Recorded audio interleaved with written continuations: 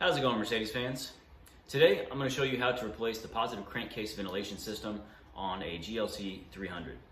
Now, this is the PCV system you'll hear about. This is a really common problem on these 2-liter 4-cylinder turbo engines.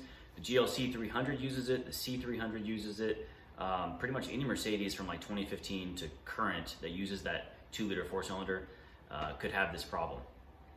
So behind me is a 2018 GLC300. This car had a check engine light for the positive crankcase ventilation system error, something like that. It's a P052E. We cleared it, it came right back, same problem. So we need to replace that crankcase ventilation system. From STG Euro, I was able to buy the original Mercedes part. This comes with some intake tubing and an oil separator. Now, it's kind of a bunch of tubes and things, doesn't look too crazy, but unfortunately this portion is actually covered by the driver's side engine mount, so we've got to support the engine and pull that off. A lot of plastic and stuff has to come off. Nothing terrible, it's just a lot of stuff to take apart and put back together. So I'm gonna go ahead and get started and I'll show you as I work. I'm gonna start by just pulling off some of this plastic. There's a little clip. Most of this stuff is all just clipped on. Just gonna yank.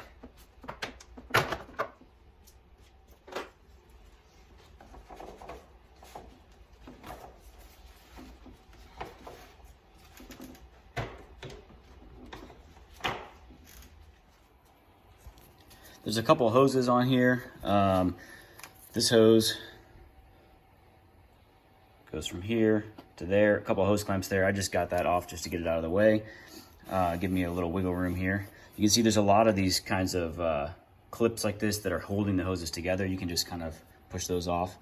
What I'm going to do now is take these Torx screws off of the top of the intake cover and lift that off, and then I will try to pull this apart.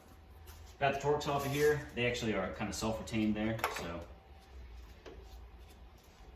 There's a sensor on the back I already got. Just give this a wiggle.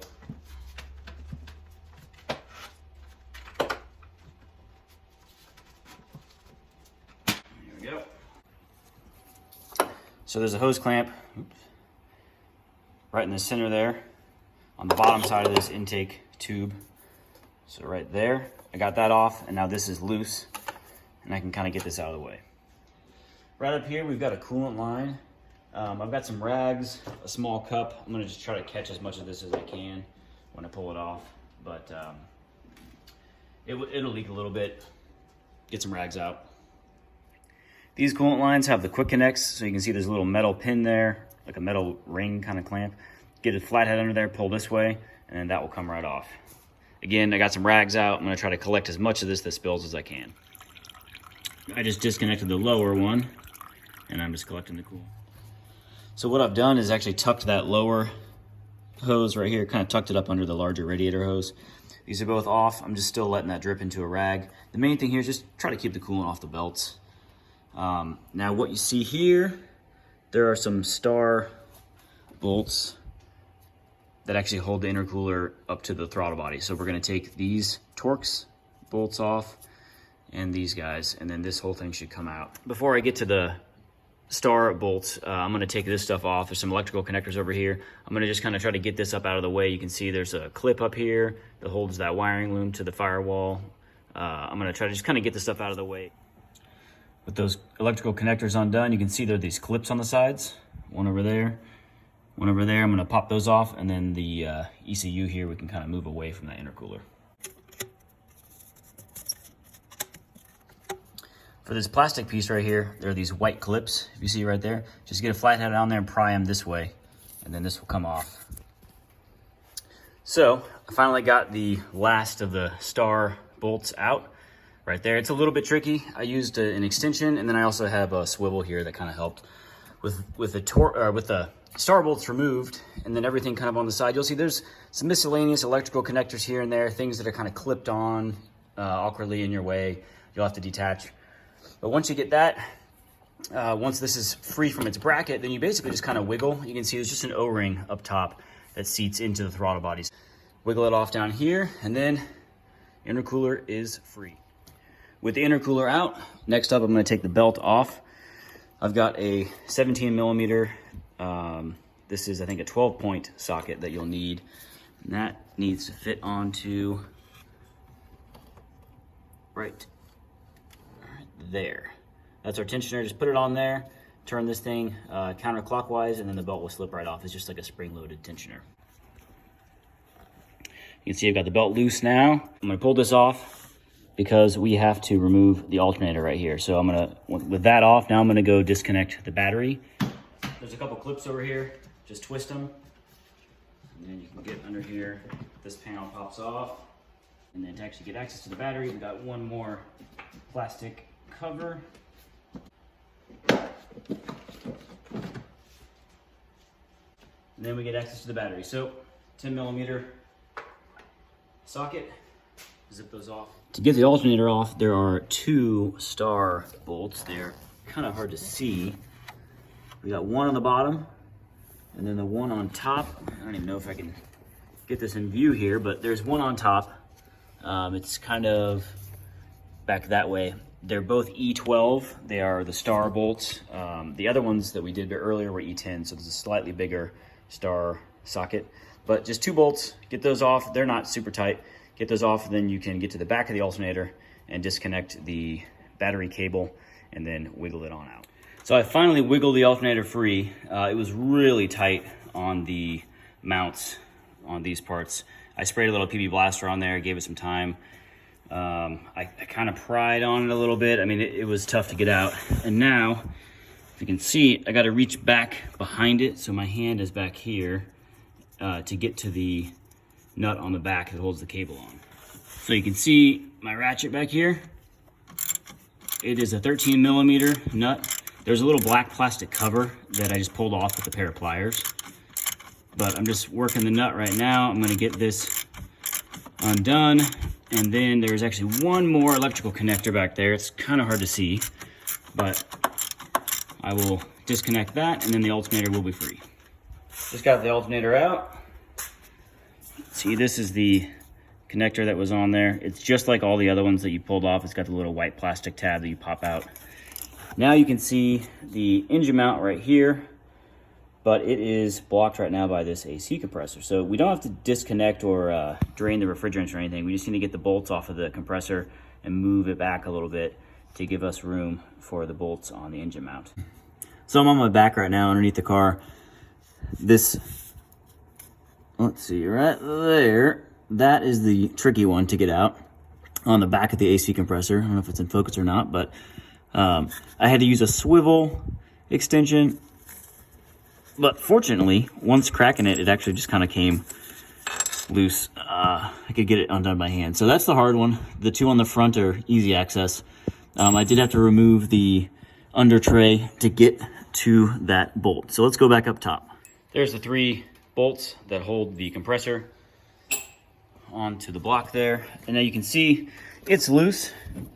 And I'm just leaving these connected. They actually kind of hold it in place.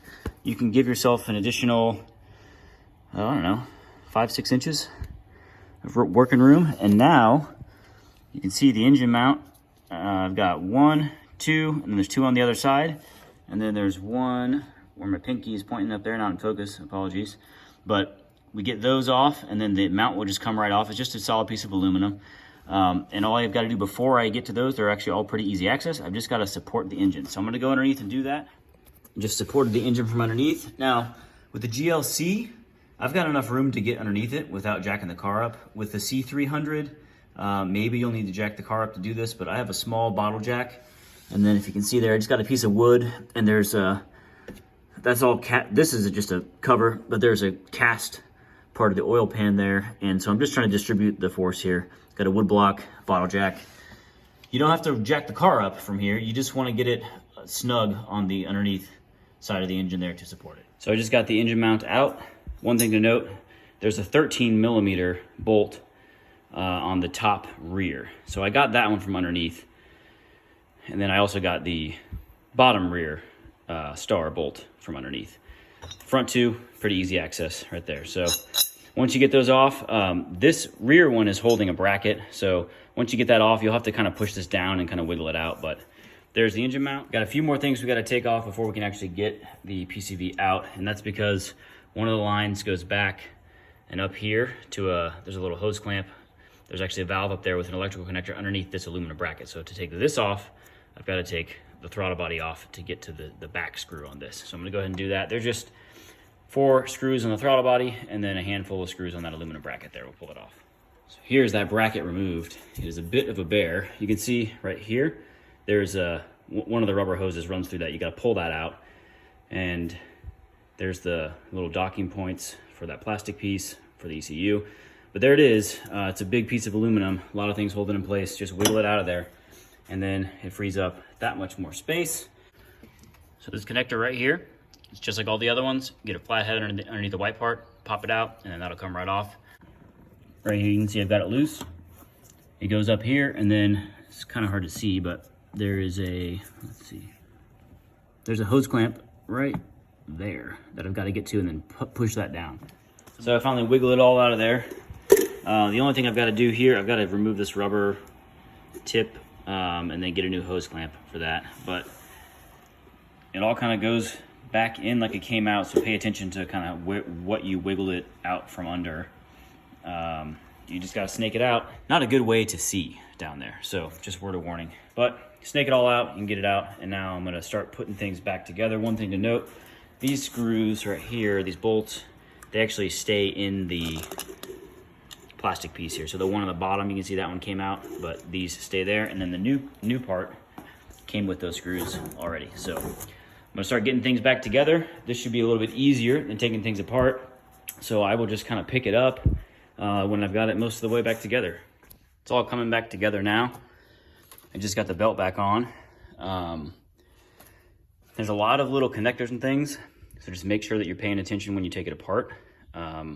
They're all keyed, so you can't fit one into the wrong connector, but and also a lot of the wires are like just the right length to reach, but you know, pay attention, get them all back in. And next up, I'm gonna do the intercooler hose, and then we will get some of the actual intake piping back on. Something to mention with the alternator, I had a real tough time pulling it off, and actually getting it back on was proving just as difficult because of it's a really tight fit between the bushings on the alternator and the bracket that it mounts to. So I actually took my Dremel and just like lightly ground down those bushings just to get a little bit looser fit. It made life a lot easier getting the alternator back on. And then, you know, with this stuff still out, you can actually get to the back of the alternator from here. So just a little tip. Still working getting things back together here. I got the intercooler pipe back on. I got this all snugged up.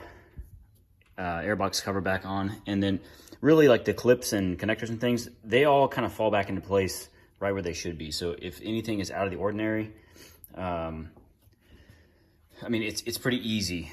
Everything, as much as there's a bunch of junk here, all these hoses and things, when you get it all back together, it all ends up kind of in the right place again, and you can just snap it all back together. So I'm gonna snug these down and then get some of the plastics back on, reconnect the battery, and we'll be good to go.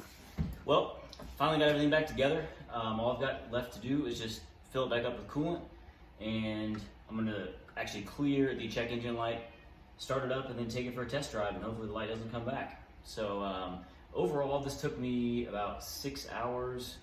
I had some hiccups along the way, actually, you know, like dropped some sockets, dropped a nut down in there, and had to spend some time fishing that out. So it is kind of a cramped space down there, but there's nothing too crazy complicated about it. You might bust your knuckles up a little bit, but no big deal.